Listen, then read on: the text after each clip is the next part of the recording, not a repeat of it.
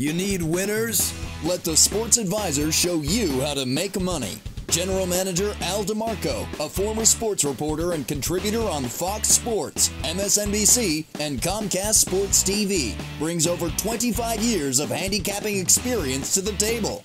CEO Steve Budin, the author of Bets, Drugs, and Rock and Roll, is the man responsible for creating the sports betting industry. Together, they are the Sports Advisors, your number one source for winners. Week number 13 of the NFL season, and the one game everybody wants to talk about, it's that rematch of the AFC Championship tilt a year ago, the Chiefs and the Bengals. We are going to break it down every which way but loose, plus all your other complimentary plays for this week's action. Hi, everyone. Al DeMarco here along with Steve Budin. But guys, first, I want to bring up something. You know, Steve, ever since it became so mainstream for the mainstream media to start talking about gambling, because they realized a few years ago, it's like, hey, this is a way we can add money to our coffers. It's amazing how much bad information is out there. And for you, a guy that created the offshore sportsbook industry some almost 15, 18 years ago, and for me, a guy who has been in this industry for over 25 years after spending the first 10 years of my career as a guy that was in the mainstream media, as a reporter, as a managing editor for a national sports wire service. It's amazing how much bad information is out there. The latest example, I'm on ESPN earlier today, and I read this. The last 4 years, eventual playoff teams covered over 55% of the time in weeks 13 to 18, 59% last season. What the hell does that mean?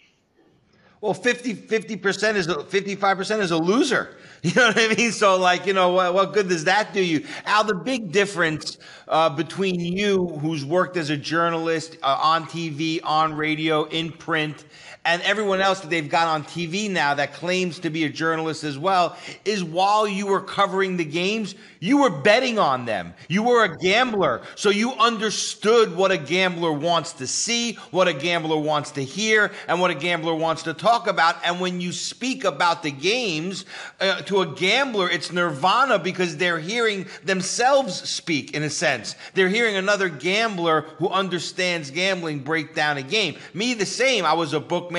I'm now, you know, in the handicapping business, both sides of the fence. I also bring a gambling perspective, you know, to the analysis and to the overall sense and feel of what we're doing here week in and week out as we try to break down these games, and more importantly than that, relate and connect to the gamblers on the other side. And that is the issue that I wanted to bring up, because, you know, there was a time, and we've got to go back probably about 8-9 years. That's when we ended it. But there was almost a decade where we were on FoxSports.com, and we were the most watched NFL pregame show on FoxSports.com for that decade-long period, even though our show didn't debut until Friday nights, and even though Fox had, probably 20 to 30 of their own produced shows with athletes, with coaches, with their own experts, and we floored them in terms of viewership. And those shows were up on Tuesdays and Wednesdays because we spoke the language of gambling. We talked about gambling the way gamblers wanted to be spoken to, and we could relate to gamblers. It's what we have done. Nowadays, however, especially in the last 4 or 5 years, there are zillions of shows out there. Listen, you want to have people rain on you, you know which sports book show you can go watch. You want to have clowns entertaining you like you're going to the circus, go sit at a bar and watch their show. You know exactly which one I'm talking about. And the problem is most of those shows, they're meaningless, because what is their sole intent? And we've talked about this before. It's not really the information they're conveying to you, because they don't really care whether you win or lose like we do. They're really just information shows and infomercials meant and designed to drive traffic to their sports books. Yeah, well, networks like everything in a neat box, and they love formulas, and they want to just put their formula in and then go to sleep and forget about it. And it works on the news, and it works on entertainment shows, but it doesn't work for sports gambling. And you've said it often. You have the hot blonde, the journalist, and the ex-athlete sitting around the table. Between the three of them, they've never made one bet in their whole life. And how are they supposed to relate to a gambler on the other side? They just can't. When we ran the roost over at foxsports.com, it wasn't because of our good looks. It wasn't because, they were actually hard to believe there were better looking people out there than us. I know that's hard to believe. Take a deep breath. It's hard. But we spoke to gamblers the way they wanted to be spoken to, in a language that they understood. And that only created more separation between us and the other shows. And eventually, I think, we had to walk away from that show because there was egg on the faces of all the in-house shows that were on that couldn't drum up the audience while our choice was out there.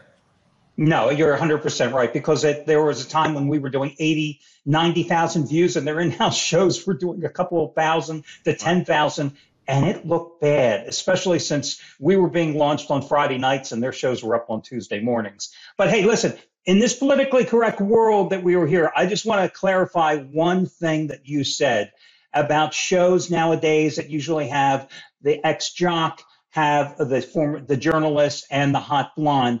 We have nothing against hot blondes. We don't care if they're hot brunettes, hot redheads, or hot blondes. It really doesn't matter. So we just wanted to make sure in this PC world that we don't discriminate.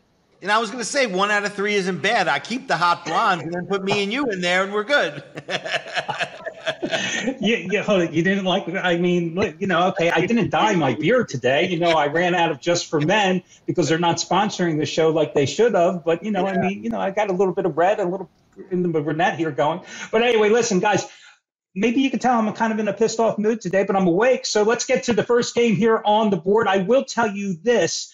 This is something also interesting. People always talk about, bet the dogs, bet the dogs, bet the dogs. Okay, I will tell you that here we are. Week 13 of the NFL season, underdogs are 19 games over 500, which means home favorites are 8 games under 500. Road favorites are 11 games under 500. By the way, 180 games have been played going into this weekend. 19 underdogs are over 500. You have a 19-game spread with 180 games being played. Now, guys, I did not go to MIT. I went to Temple University, but I can even tell you with my Temple University education, with my double major, with a business and journalism background, that it means absolutely nothing. 19 games. We're talking about a margin that's thinner than a piece of cheese that you got sliced at the deli. It's nothing, Steve. Yeah, it's a 10% margin, and you can't win with that. And listen, if you bet all dogs or you bet all favorites, none of those systems work. If there was a system that worked, we'd be out of business. The truth is that what me and you implement is the surround and pound. You look for that one game on the board and trust your gut. Being in this business as long as we have, there's always going to be that game that pops out and says this is the one. Then you go back and do the studying and you figure out if you can justify it. But initially it starts with a gut reaction. Whether it's a favorite, that's a little cheap, or whether it's an underdog that's getting too many points or a wrong line in your estimation. Because remember, the line is just meant to mirror public perception. And public perception is never right. It's right, even a broken clock is right twice a day. But normally public perception is what it is. It's just perception. So when your perception is different than the public, that's when that game should pop out at you. That's the game you should bet, whether it's a favorite or an underdog. And Steve, let me just point out something, or let me get you to explain something, because I think a lot of people watching this show, even guys that gamble, don't get this. And by the way, FYI, if you haven't yet subscribed to the channel and you want to be entertained and amused and also learn how to win money, do so right now. It's down there in the bottom of the corner. Subscribe now so you don't miss another episode of this show and the daily video reports I do as well over at thesportsadvisors.com. All you got to do is click down in the corner and subscribe now. Steve, the line. People say the line is telling me something. The people say the sports books have set this price to try to get you to bet on one side or the other. But you, a guy who, former bookmaker, son of a bookmaker, a guy who has grown up in the industry from your teenage years and created the offshore sportsbook industry, truly explain, I think, in a way, and you've always said it in such a common sense, plain English way, the true essence of what the line means. Because I think a lot of people, even though they gamble every day, don't understand that the odds makers aren't trying to tell you something with the line. The line is a number. Absolutely. And the biggest misconception, Al, is that every bookmaker has some type of statistician and mathematician in the back office figuring out these lines, right? But all the line is a marketplace. It's no different than a T-shirt that they sell for $7. If they think they can get $7.50 for that T-shirt without affecting sales, they're moving the price to $7.50. If they can't sell a T-shirt at $7, they're moving it down to $6 or $6.50. And that is the same thing that happens in the sports betting business. All the line is a mirror of public perception. It's what you would make that line as a gambler, so that when a gambler looks at that line, it creates indecision. And they say, wow, that's the line that I would make, and I don't know which way to go here. And in that indecision, you get action on both sides, and the VIG starts to help the bookmakers out in a bigger way. And for me, the easiest way to explain it is you could start every game at Pick'em on Sunday night when the line comes out for the following week.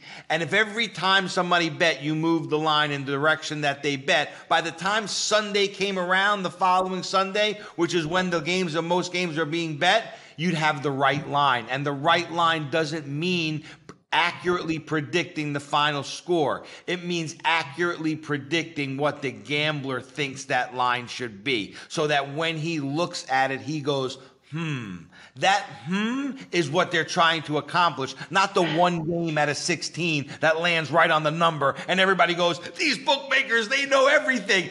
What about the other 15 games that was nowhere near the number? So that's how it works.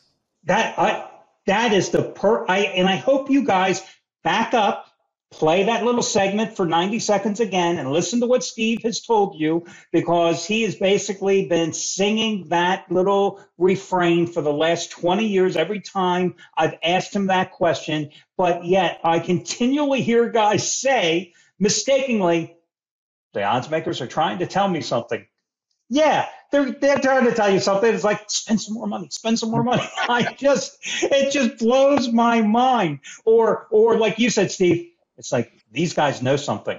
I don't know. What do they know? I mean, every time a game comes.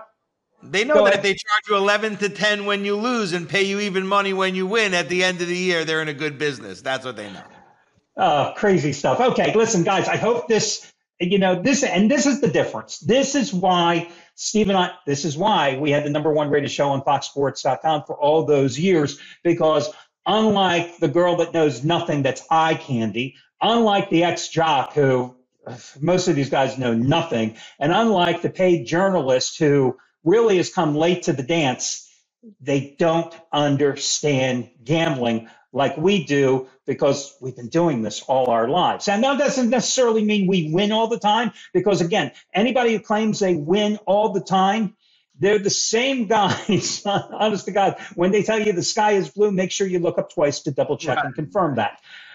First game we are going to take a look at is going to be Minnesota -3 at home against the New York Jets. Jets made the big change at quarterback last week, and it certainly paid dividends, Steve. So far, so good. I mean, inconsistent Zach Wilson's out and gunslinger Mike White is in. And, man, he was a one-man show versus the Bears last week. 315 yards, 3 touchdowns. But it was against the Bears, so read that fine print. It was the Bears. Now, also remember, White did the same thing last season in his first start against the Bengals. He passed for an insane 405 yards, 4 touchdowns in that shocking win over Cincy. But then the next 2 games, he played horrible, and he was benched, never to return again. But I must say, Al, and I'm an ex-Jet fan. I went to Jets Anonymous back 10 years ago and got off of that. But I am drinking the white Kool-Aid, and I do think this kid is ready trade now. And I got to say, the feeling that I have, it's probably shared by a lot of gamblers out there because this line looks cheap for a Minnesota team that on paper is heads and tails better than New York. I will say the Jets have been a true road warrior this season, both straight up and versus the spread. Their only straight up and spread loss on the road was at New England, where they always lose to the Patriots, and that was actually a close game. And look, if White can continue his act for another week, the game's going to come down to the wire, like most Minnesota games do. And when games are close, I always say take the points. So without thinking too much, I'm going to take the points with the Jets, and I'm not going to take any chances. I'm going to buy an extra half a point, especially now at the end of a season when I've got some bankroll because we've been doing well this season, and it really doesn't cost me much to do it. I'm going to take a half a point extra, take that 3.5 points with the Jets, and hope for the best. So that Jets Anonymous meeting, I'm assuming like it's led by like Mark Sanchez and Chad Pennington and Al Wood. all former Jets quarterbacks that never panned out. That's who leads the meetings at the beginning. They get the invitation, I guess. But right. Okay, listen, I'm going to go the other side only because for the reasons you said that Mike White last year was a flash in the pan, and he had a great game. And as you said, it came against the Bears. I don't know if I have to say too much more. I like the Vikings at home. I like the way that they bounced back from that debacle against Dallas. And I say that because it just sounded so good saying debacle against Dallas. It had a little alliteration in there. But they bounced back with a 33-26 win over the Patriots. Now, their defense certainly concerns me because the defense was awful against Dallas, 458 yards allowed, and Dak Prescott in that game was 22 for 25 with 276 yards and 2 touchdowns. And then last week, a New England Patriots offense that looked really bad all season long. Suddenly, Mac Jones, a career-high 382 yards and 2 touchdowns, and the defense gave up 409 yards. Maybe Mike White does it again, but the cheap price is what tempts me with Minnesota. So I will take Minnesota, a team that's on an 8-1 roll and has only lost once at home or maybe twice. I can't remember now after the Dallas debacle, but I'm going to go with them and buy down the half point. I just don't think a one-dimensional Jets team that really doesn't have much of a ground game ever since they lost the rookie Hall to the knee injury about a month ago now. And I'll go with Minnesota and buy down that half point and take Minnesota -2.5, but not a game that I'm particularly enthralled with. The next game, I think, however, is one of the more interesting games on the board. San Francisco -4 at home against Miami. Now, the Dolphins were my best bet last week when they took on Houston. I took Miami. They were a double-digit chalk, the second biggest favorite last week on the board. I had no qualms about taking them. I looked like a genius in the first half. I had to sweat that game out, laying 2 touchdowns, because then they only managed to hold on for the 15-point victory against the Houston Texans. But different story here now that they're on the road.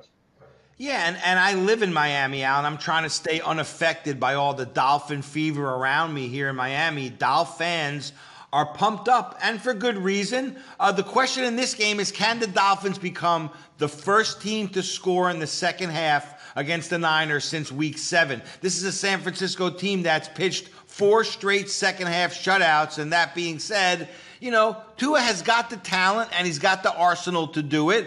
But also, I wouldn't underestimate a Dolphin defense that's much better than the stats would leave you to believe. With all of that, I still find it hard to bet on Miami in this one. San Francisco's really good at home. If this was Sun City, I'd give the Dolphins a chance. But at home, I'm going to lay the points with San Francisco.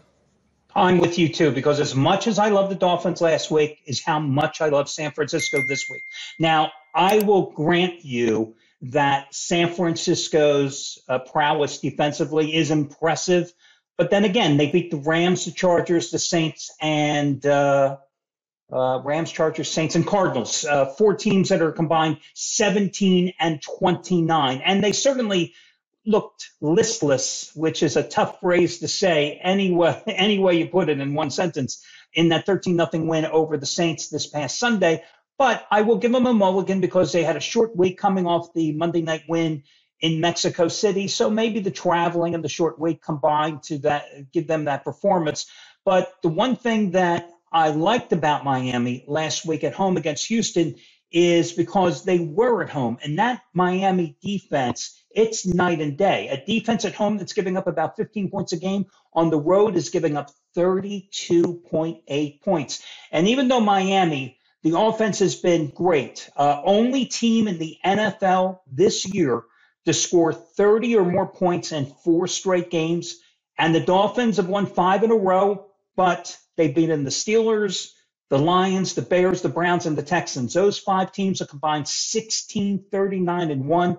You're talking about going from the bottom of the NFL to the upper echelon now, taking on the 49ers.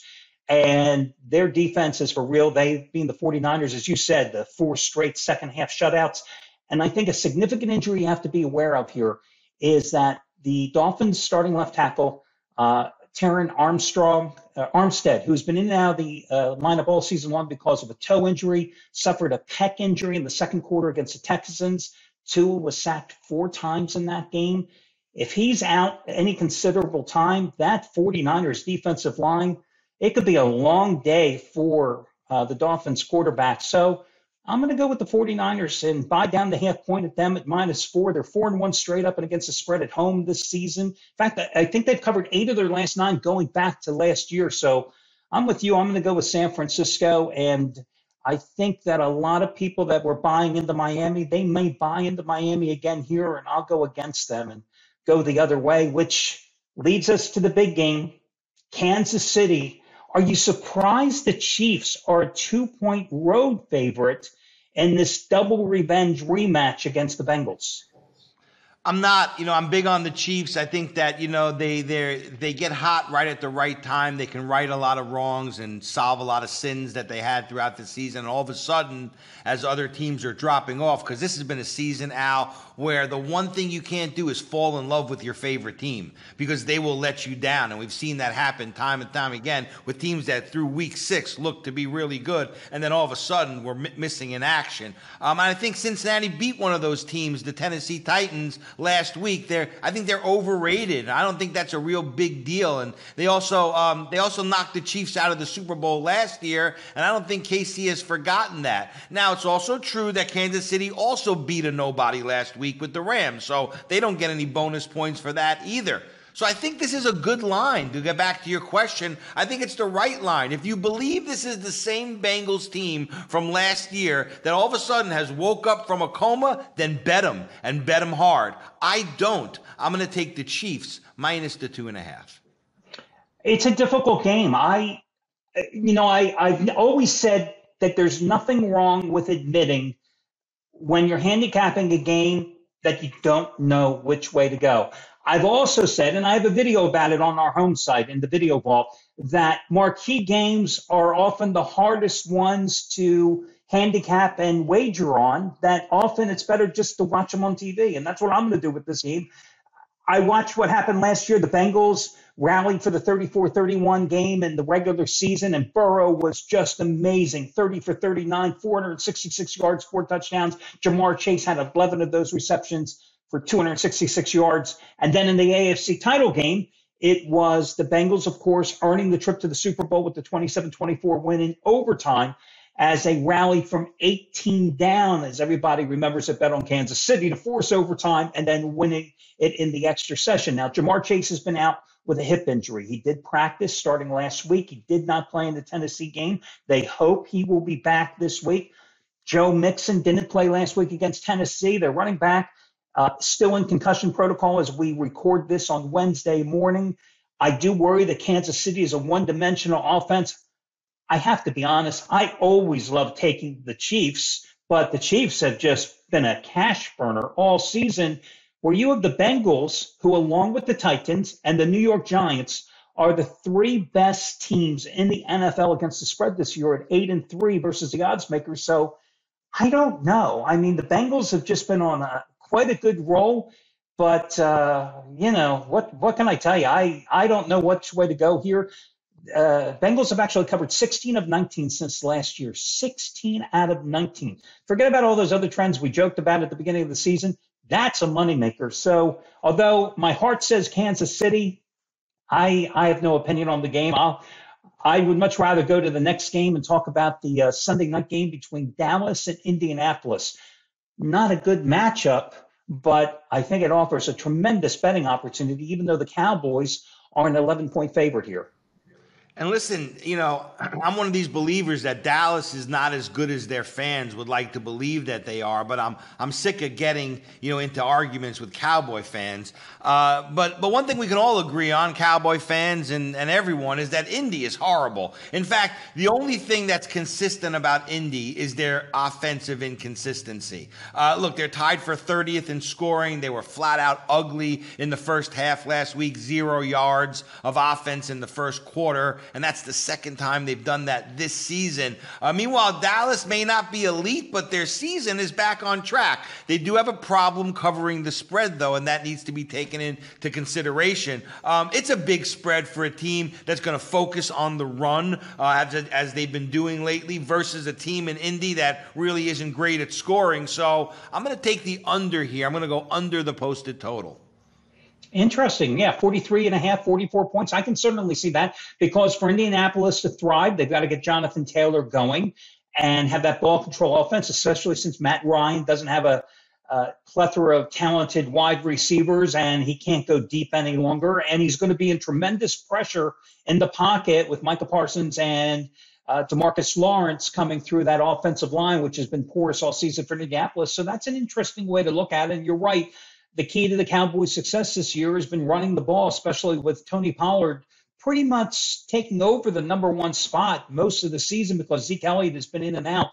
But I would go with Dallas and just lay the points sight unseen.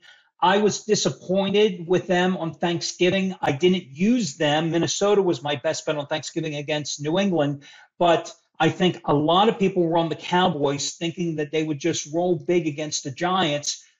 Listless performance in the first half, got it going in the second half, but as a double-digit favorite, they only won 28-20. I've got to think that they are going to come out with a more focused effort. They have the advantage of having a couple of extra days prep. Meanwhile, Indianapolis, I always believe in total transparency. I tell you how it is. Everybody at the site was on the Colts that had to play on the Monday night game. Damned if I know why.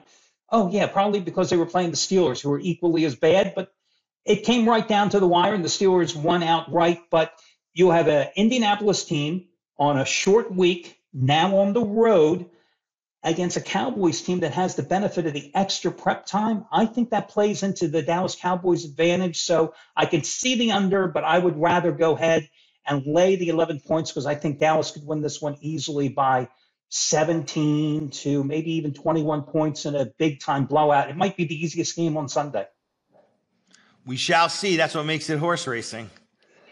And listen, guys, before we go, we might as well tell you, because as Steve always likes to say, if you haven't done it by now, what the hell is wrong with you? But the one-day free all-access pass is available. The normal price on Sunday is $109. You get it for free, and you'll get all the plays of all the handicappers, no strings attached, at thesportsadvisors.com for free. And it's the best value in the industry, bar none. Yeah, no one else does it. We bring you into Oz. We take you behind the curtain so you can see how the wizard runs everything. And that's what we do for gamblers that have never bought a pick from us. Hard to believe. Here we are, and no one's bought a pick from us yet. But I think that there are still some out there that may have just been turned on to the show in the last week or two. Take advantage of it. See what paying gamblers get from our site. We're confident that you'll love it. That's why we give it away for free one time, so you can see every single pick, all the premium plays, everything that people pay for. We believe it'll help you this week and give you an idea of what you should be doing going forward.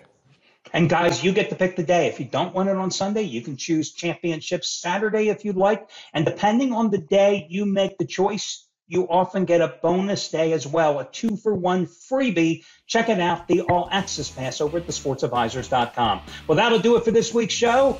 For Steve Budin, I'm Al DeMarco, and we will catch you next week with another edition here of the Countdown to Kickoff. Look, everybody.